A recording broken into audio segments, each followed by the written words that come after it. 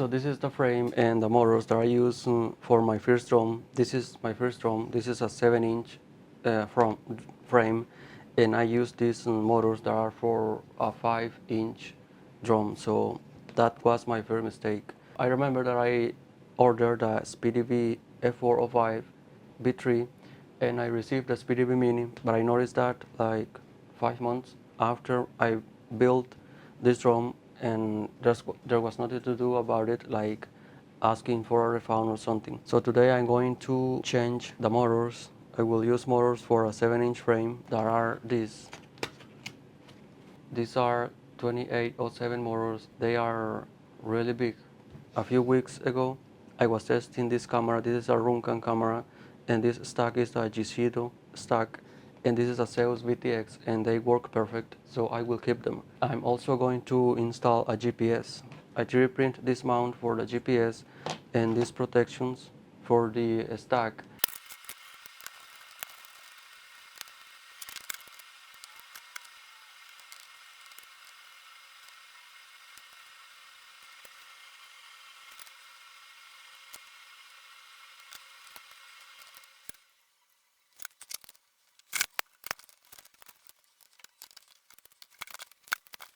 So I just mounted up the motors. Now I'm going to install the ESC. This is a 60 amps ESC, but there's no way to know because it doesn't have letters or numbers that say that it's a 60 amps ESC, but the seller says that it's a 60 amps ESC, so I'll see if it can handle these big motors. So now I'm going to add fresh solder to this motor pad.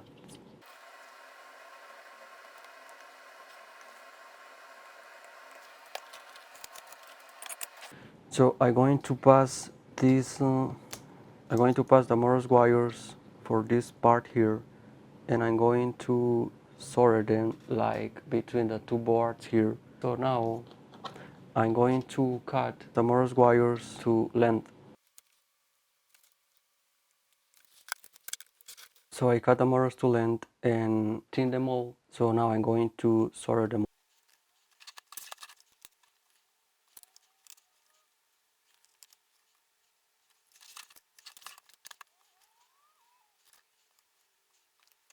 So this is how the soldering for the motors looks. Way better than the first time when I was learning to solder actually. I also soldered this red and black wire here because I'm going to power the camera and the VTX directly from the battery. So now I'm going to mount it up the flight controller. As you can see there's still room between the two boards. I think it was a very good idea to install the motors wires this way here. The first time that I built this drum, I soldered the motors for the sides here, and I used this wood here to protect the motors wires because I did a really bad job. I thought the problem was the thing, but the problem was my iron. I found out that a little bit later after I built this drum the first time. So I just soldered the BTX and the camera here. So now I'm going to solder the receiver and the GPS.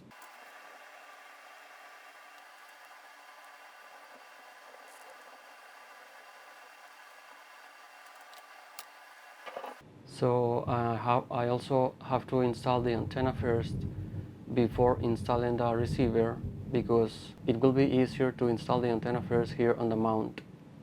And this is how it looks. So I'm going to solder the GPS and the receiver on the flight controller.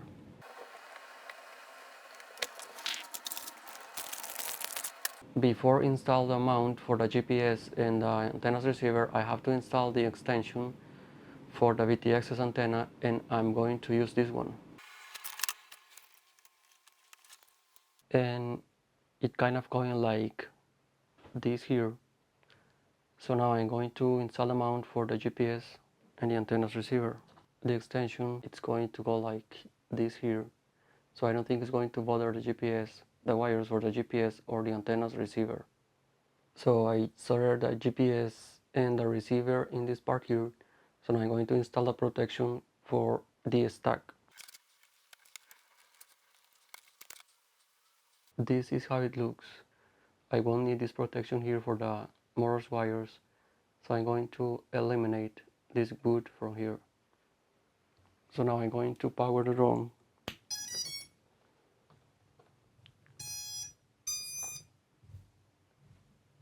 The VTX is powered and also the GPS there.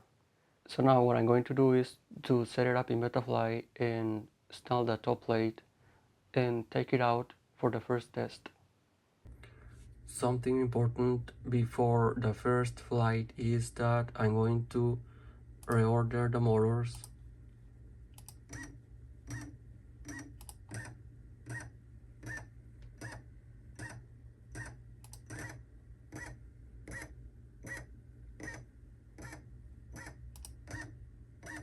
And the last one.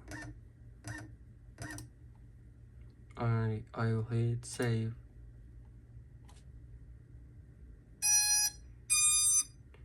Now I'm going to make sure that they are spinning in the right direction.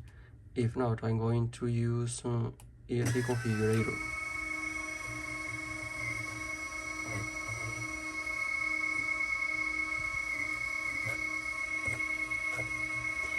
And I'm going to use this thing to protect the motors. It's not the right one for drums, but I will use it anyway.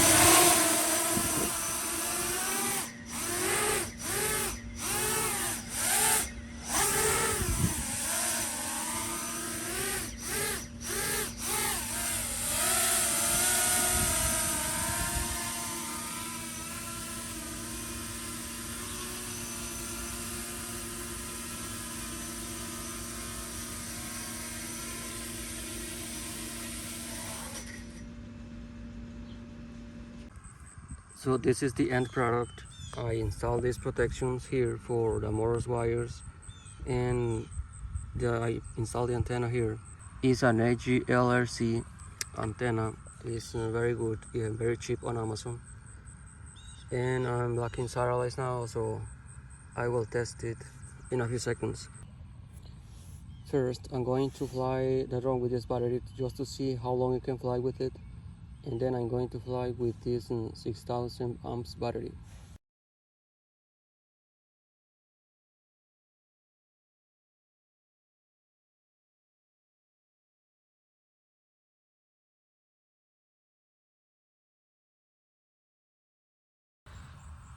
So I'm really impressed because it just flew more than 9 minutes and the VTX is not hot and the motors are okay, they aren't hot.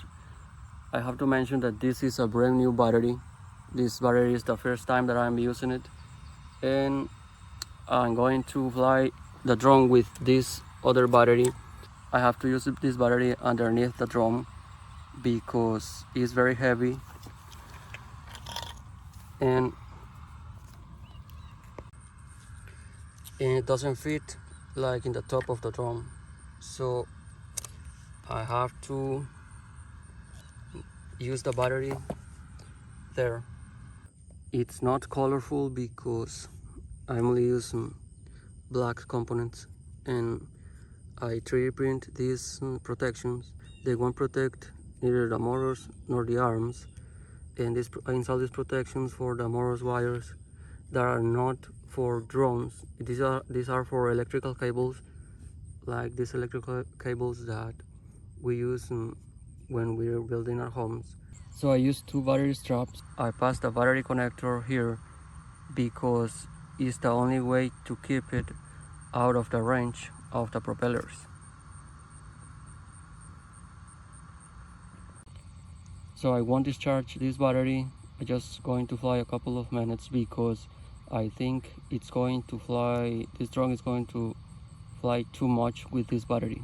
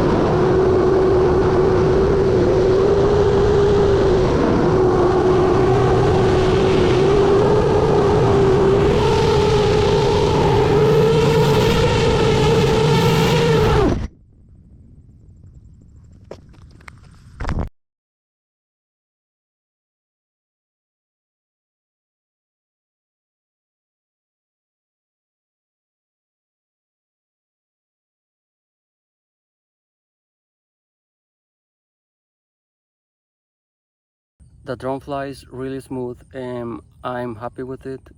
I remember the first time that I was flying this drone, I was in this same place, in the same location, and I was just flying this drone forward and backward and to the left and to the right. It's actually the first video that I have on this channel, and I remember when I built my first drone with VTX and camera, I crashed my drone with those trees there because I was very nervous and I have never flown a drone with goggles, and I also at that time I have never used a simulator because I was having a lot of noise on the camera every time that I was arming a drone on the first test. I eliminate the red wire that I solder on the directly from the battery to power the VTX and the camera, and I just left the ground and I powered the VTX and the camera from the flight controller with 9 volts.